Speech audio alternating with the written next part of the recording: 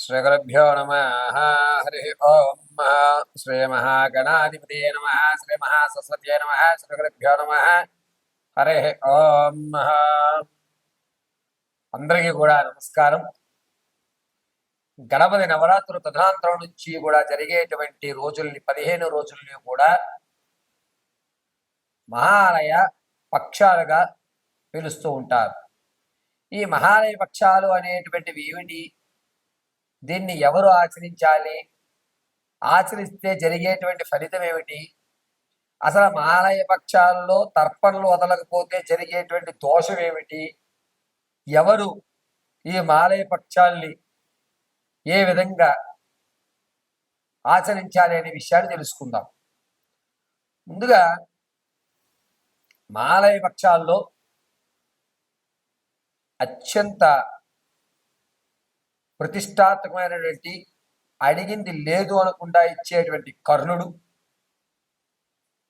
కాలం చేసి తదనంతరం యమధర్మరాజు అతనికి అన్ని ఏర్పాట్లు చేసి భోజనాది దప్పిక తీర్చుకోవడానికి నీళ్లు మాత్రం ఇవ్వలేదట. ఇవ్వకపోవడంతో ఇదేమిటిది, అన్నీ ఉన్నాయి కానీ ఇదేమిటిది అన్నీ ఉన్నాయి కానీ నీరు ఆహారము లేదు అని అడగ్గా, అన్ని దానాలు చేశారు కానీ అన్నదానం అనేటువంటిది ఆచరించలేదు అని చెప్పడంతో భూలోకానికి వచ్చి అన్న దాన సత్రవులు దప్పికి తీర్చుకోవడానికి చలివేంద్రాలు ఏర్పాటు చేసి ఆ పుణ్యకృతులు పూర్తి చేసి వెళ్ళడం జరిగింది. అప్పటి నుంచి కూడా ఎవరైతే మన పూర్వీకులు కాలం చేసినటువంటి తిథి తెలియకపోతే ఈ మహాలయ వృక్షాల్లో మనం తర్పణలు వదలడం వల్ల పితృదేవతామూర్తులకి పైన ఉన్నటువంటి పెద్దవారికి కూడా నీరునిచ్చేటువంటి అవకాశం కర్ణుడు మనకి కలగజేసినటువంటి మహద్భాగ్యంగా చెప్పుకుంటారు. కర్ణుడి యొక్క అనుగ్రహంతో ఈ మహాలయ పక్షాల్లో ఎవరన్నా సరే కాలం చేసినటువంటి తిథి తెలియక వారికి చేయవలసినటువంటి శ్రార్థకరములు సరిగ్గా చేయకపోయినా ఈ 15 రోజుల్లో వారి పేరు చెప్పుకుని తిలాలు అంటే నువ్వులు, నల్ల నువ్వులండి, గుర్తుపెట్టుకోండి. తెల్ల నువ్వులు పనికిరావు, నల్ల నువ్వులు మాత్రమే. బొటను వేలు నీళ్ళల్లో ముంచి నువ్వుల్లో ముంచి పడమరలగా విడిచిపెట్టమని శాస్త్రం చెప్తుంది. ఈ విధంగా ఈ యొక్క గోరు అంచుల నీళ్లు పోసుకున్నట్లయితే దారగా వచ్చి తిలాల నుంచి కిందకి నీళ్లు పడుతూ ఉంటాయి. ఆ సందర్భంలో మాత్రమే మన యొక్క పూర్వీకుల ఆత్మ ఆ నీటిని స్వీకరిస్తుందని శాస్త్రపరంగా తెలియజేయడం జరుగుతుంది. ఎవరికన్నా మన యొక్క పూర్వీకులు కష్టపడి మన తల్లిదండ్రులు కానీ మనల్ని పెంచి పోషించి ఒక స్థాయిలోకి మనకి రావడానికి కావలసిన అన్ని సౌకర్యాలను కలగజేస్తూ ఉంటారు. అటువంటి పెద్దవాళ్ళకి సంవత్సరంలో ఒక్క రోజన్నా సరే వారి చనిపోయినటువంటి రోజున వారి పేరు మీద ఓ 10 మందికి అన్నదానం కానీ లేదా వస్త్రదానం కానీ లేదా వారి పేరు చెప్పుకుని ఏదన్నా ఒక దానాన్ని కానీ చేయమని చెప్తారు.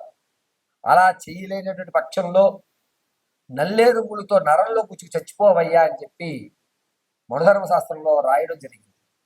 కాబట్టి ఎవరికన్నా సరే మీ పూర్వీకులు ఎప్పుడు కాలం చేశారో వారి రుణాన్ని తీర్చుకునేటువంటి అద్భుత అవకాశం ఈ మహాలయ పక్షాలు. 21వ తారీఖు ఆదివారం రోజు అమావాస్య. ఈ అమావాస్య పితృదేవతలకి మనం రుణం తీర్చుకునేటువంటి మహత్తవకాశం కలిగేటువంటి రోజు. ఆ రోజున ఉదయం 8 గంటల 4 నిమిషాల నుండి 9 గంటల 20 నిమిషాల మధ్య వ్యవధి దుర్ముహూర్తంగా చెప్తాం. ఈ 8 గంటల నుంచి 9:55 తర్వాత ఎవరికన్నా సరే పెద్దవాళ్ళకి, పితృలు, మాతృలు కాలం చేసినటువంటి వారికి తిలాలు తర్పణలుగా ఇవ్వడం అనేటువంటిది సాంప్రదాయం. ఖచ్చితంగా మన పూర్వీకుల యొక్క ఆశీర్వచనం ఉంటే మీరు ఏ పనిలో ఏ ఆటంకాలు కలుగుతున్నాయో ఆ ఆటంకం పేరు చెప్పుకుని మీ పితృలకి కానీ మీ పెద్దవాళ్ళకి కానీ తిలాలు పడమరలుగా విడిచిపెట్టండి.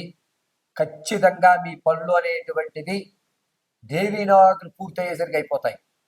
అందుకొరకే పితృదేవోభవ, మాతృదేవోభవ, ఆచార్య దేవోభవ అనేటువంటి నాళ్ళు వచ్చింది. మన పూర్వీకులు లేకపోతే, తాతగారు లేకపోతే తండ్రి గారు ఉండరు, తండ్రి గారు లేకపోతే పిల్లవాడు ఉండడు, పిల్లవాడు లేకపోతే వాడి యొక్క పిల్లలు ఉండరు. వంశం అభివృద్ధి చెందాలన్నా, నీకు ఎప్పటి నుంచో పీడిస్తున్న సమస్య తొలగాలన్నా, అమ్మవారి పాదాన్ని ఏ విధంగా అయితే పట్టుకుంటామో అదే విధంగా పెద్దవాళ్ళకు కూడా నమస్కారం చేసుకోవాలి. అందులోనూ ఈ మహాలయ పక్షంలో 21 ఆదివారం రోజు వచ్చేటువంటి అమావాస్య మహాలయ అమావాస్యగా పేరు తెచ్చుకుని బొటన వేలుతో నీళ్ళల్లో ఉంచి బొటన వేలుని ఆ నీళ్ళలో ఉంచినటువంటి బొటన వేలు నొల్లటి నువ్వుల్లో ఉంచి పడమరలుగా నీరు పోసుకుని ఒక ధారగా వదిలి తర్పణ అని అంటారు. ఆ విధంగా వారి యొక్క పేర్లు చెప్పుకుని తర్పణ చేయాలి.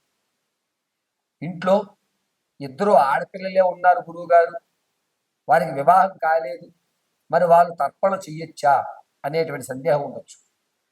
ఆడవారు ఉన్నప్పుడు తర్పణలు చేయడానికి శాస్త్ర విరుద్ధం కాబట్టి అటువంటి వారు స్వయం భాగాన్ని బ్రాహ్మడికి కానీ లేదా బాగా ఆకలిగా ఉన్న వ్యక్తికి అన్నం పెట్టి కూర్చోబెట్టి అన్నం పెట్టి అతను తృప్తిగా భోజనం చేసే అంతవరకు కూడా ఉండి మీ యొక్క పూర్వీకులకు నమస్కారం చేసుకోండి. ఇక ఇద్దరు అమ్మాయిలు ఉన్నారు మా ఇంట్లో, పెద్ద అమ్మాయికి వివాహం అయిందండి, అల్లుడుగా చెయ్యొచ్చా అనేటువంటి సందేహానికి అల్లుడు కొడుకుతో సమానం కాబట్టి ఇంటికి పెద్ద అల్లుడు తను మనస్ఫూర్తిగా నేను చేస్తానండి అంటే కనుక అంతకు మించి మహద్భాగ్యం ఉండదు. 10 సత్యనారాయణ స్వామి వ్రతాలు చేయడం కంటే ఒక యాగం చేయడం మంచిది.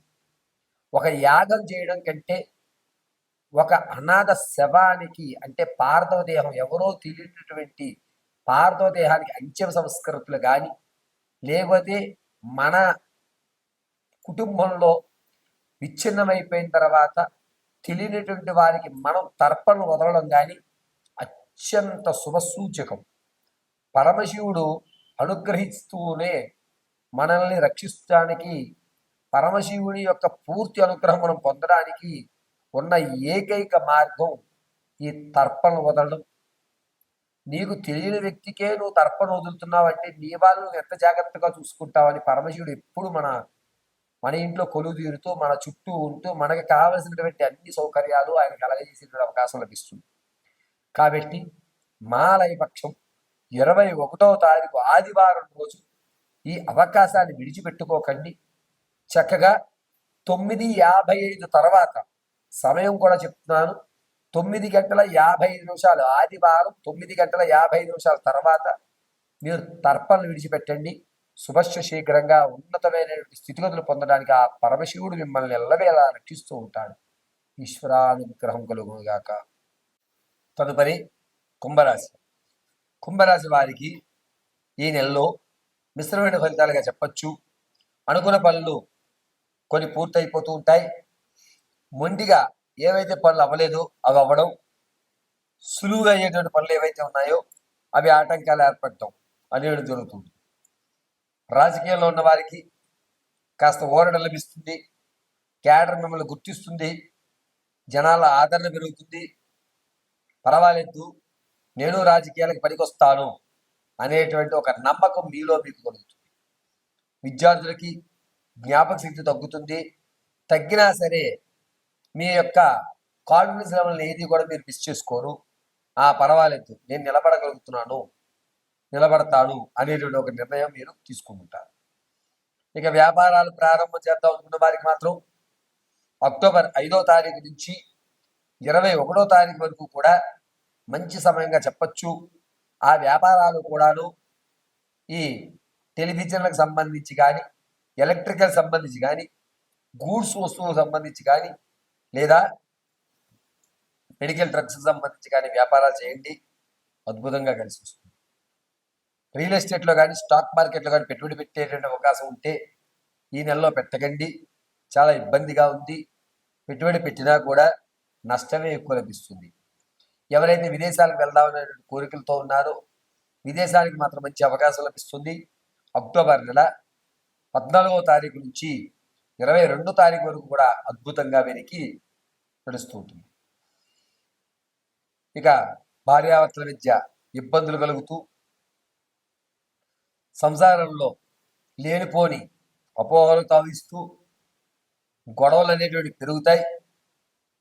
దంపతుల మధ్య మిస్అండర్స్టాండింగ్లు అనేవి ఎక్కువ అవుతూ ఉంటాయి. తాత ముత్తాతల నుంచి లభించేటువంటి ఆస్తి ఏదైతే ఉందో అది రాకపోగా అది కలిసి వస్తుంది అని మిమ్మల్ని నమ్మించి మీ దగ్గర ధనాన్ని తీసేసుకోవడం అనేది జరుగుతుంది.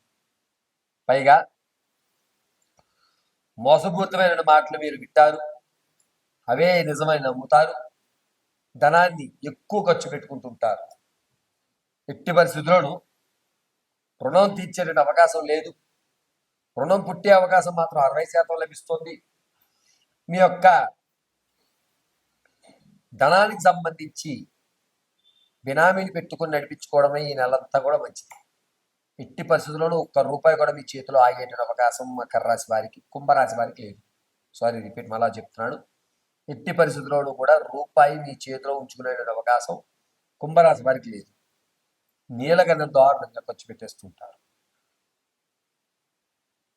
సంగీత, సాహిత్య, కళా పరిశ్రమలో ఉన్నటువంటి వారికి మాత్రం కాస్త ఊరట లభిస్తుంది.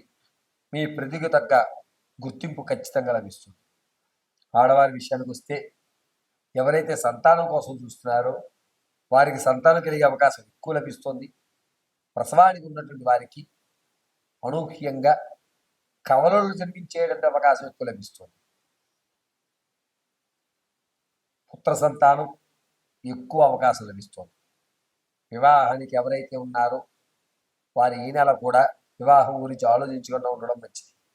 ఈ నెల వివాహంలో మాత్రం చాలా అంటే చాలా ఇబ్బందులు కలుగుతున్నాయి. ఇక కుంభరాశిలో ఉన్నటువంటి వారు ఆరోగ్య విషయానికి వస్తే కనుక చేతి భుజాల దగ్గర నుంచి ఈ పక్కటెముకలు, చేతి యొక్క భుజాల వరకు కొన్ని ఇబ్బందులకు తావుతీస్తుంది. ఎక్కువ శాతం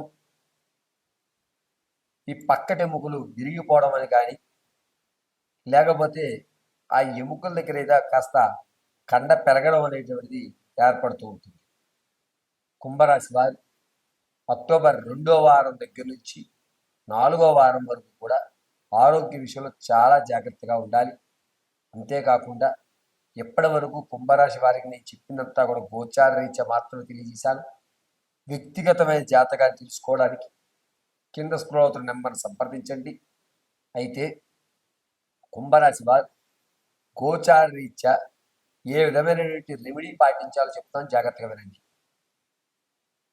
ప్రతినిత్యము కూడా ఆదిత్య హృదయం వినడం, రాగి చెంబులో నీళ్లు తీసుకుని అందులో 2 కృష్ణ తులసి దళాలు వేసుకుని శ్రీ భగవన్ సూర్యదేవాయ నమః అని చెప్పుకుని ఆ నీటిని స్నానానికంటే ముందే తాగేసి ఆ తర్వాత స్నానం చేయండి. అద్భుతంగా ఉంటుంది. ఆరోగ్య సమస్యలు ఎదురగరావు. పైగా ఈ నెలంతా కూడా కుంకుమని వృత్తాకారంగా ధరించడం కుంభరాశి వారికి శుభస్య శీఘ్రంగా ఉంటుంది.